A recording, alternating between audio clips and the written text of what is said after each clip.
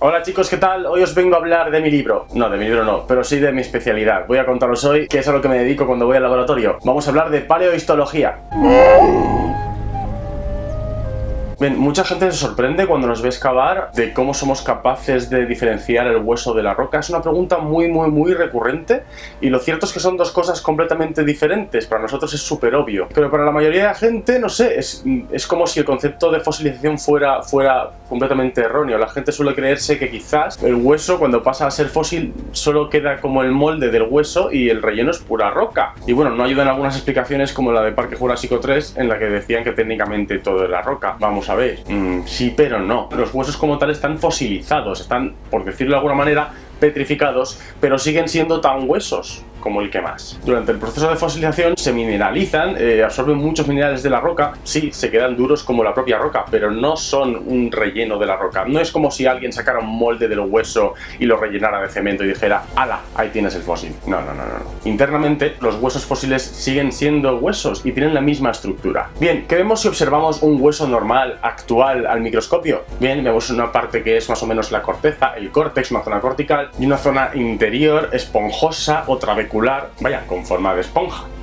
Sabéis todos a lo que me refiero, ¿no? Y si miramos en más detalle, vemos incluso más cosas. Somos capaces de ver las pequeñas celulitas del hueso, los osteocitos. Son las celulitas de los huesecitos. Podemos llegar a ver líneas de crecimiento, poder ver cómo se iba depositando más o menos hueso dependiendo de la época del año. Podemos ver los conductos, osteonas, los canales. Es todo un mundo observar un hueso al microscopio. Del estudio al microscopio de los huesos actuales y del resto de tejidos de los órganos que forman parte de los seres vivos, se ocupa la histología, que es una disciplina dentro de las ciencias de la vida o de las ciencias biológicas, que se encarga de eso, de ver pues cómo somos a nivel de tejido, a nivel tisular. Pues bien, también existe una subdisciplina de la paleontología que es la paleohistología. Esta se centra sobre todo en tejidos esqueléticos de vertebrados y sí, básicamente lo único que puede estudiar es tejido óseo, porque el hueso como tal también está vivo, también es un tejido, y en el caso de los tejidos fósiles, bueno, lo estaban, ya no están vivos, evidentemente. Y si observamos un hueso fósil al microscopio,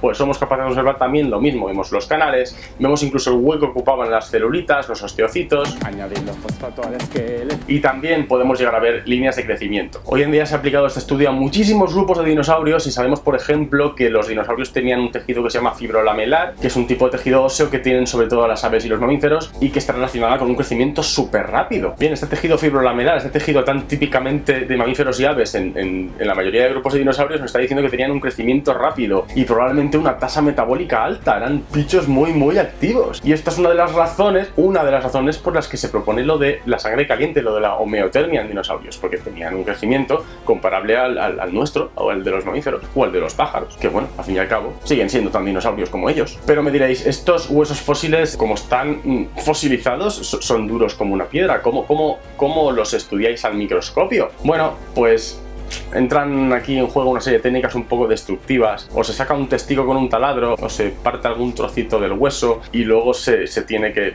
pulir. Básicamente los pulimos, los pegamos a un portaobjetos como los que se usan en biología para observar tejidos vivos o como los que se usan en geología para observar cortes delgados de rocas. Igual, se vuelve a pulir hasta que se queda muy fino y así se puede observar al microscopio. Y se quedan laminitas como estas. Curiosamente, cuando estaba estudiando biología no me interesaba demasiado por todo lo que era microscópico, así como tampoco por todo lo que era molecular.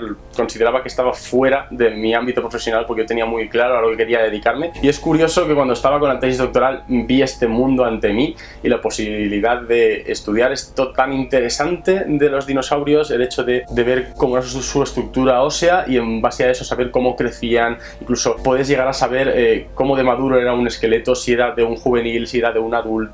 Me pareció fascinante, empecé a meterme en el tema y en serio me quedé alucinado con que algo que realmente no me interesaba tanto en la carrera y de lo que no es que renegara, pero casi, y de repente te das cuenta de que lo aplicas a tus bichos y es interesantísimo. Probablemente de mi tesis doctoral fue lo que más me llenó, porque fui capaz de formarme en el tema, procesar las muestras, hacer las láminas delgadas, estudiarlas e interpretarlas y sacar conclusiones. Para mí fue un trabajo completo, súper satisfactorio. Así que nota mental, chicos, estáis estudiando y creéis que algo no tiene aplicación, ojito que muchas veces todo lo que estudiamos acaba volviendo a nosotros. Gracias a estudios de paleontología, pues se han propuesto que algunos dinosaurios en realidad eran juveniles o adultos o viejos de otras especies. Se ha podido conocer más o menos a qué edad podían tener su madurez sexual. Incluso se han hecho intentos de tratar de sexar a los dinosaurios, es decir, si es macho o hembra en base a sus tejidos óseos. Es una verdadera pasada. A mí personalmente es una de las subdisciplinas que más me interesan ahora mismo. Es en la que estoy ahora mismo centrado, colaborando con mis colegas del grupo de biología evolutiva de la UNED, y estoy deseando tener más tiempo para poder dedicárselo porque es fascinante. Y del mismo modo que se estudian estos huesos fósiles al microscopio, también se puede aplicar a dientes, se puede aplicar incluso a cáscaras de huevo. En el registro fósil la verdad es que se puede aplicar a muchísimas cosas. Y recuerdo la primera vez que le di bastantes aumentos al microscopio a una de mis muestras que yo mismo había preparado y fui capaz de ver el hueco que ocupaba un osteocito, una célula ósea de un dinosaurio de hace unos 145 millones de años, y me emocioné un montón. Es una pasada que llegues a ver esa estructurita conservada de alguna manera en el registro fósil. Es flipante. Y nada, hasta aquí el vídeo de hoy. Espero que os haya gustado, que os hayáis enterado más o menos, que hayáis aprendido algo. Podéis compartirlo, podéis darle al like, podéis darle a la campanita, y nos vemos en el próximo vídeo. ¡Hasta luego! Ya está. Ya está. Últimamente siempre que grabo hay sirenas. Qué bien.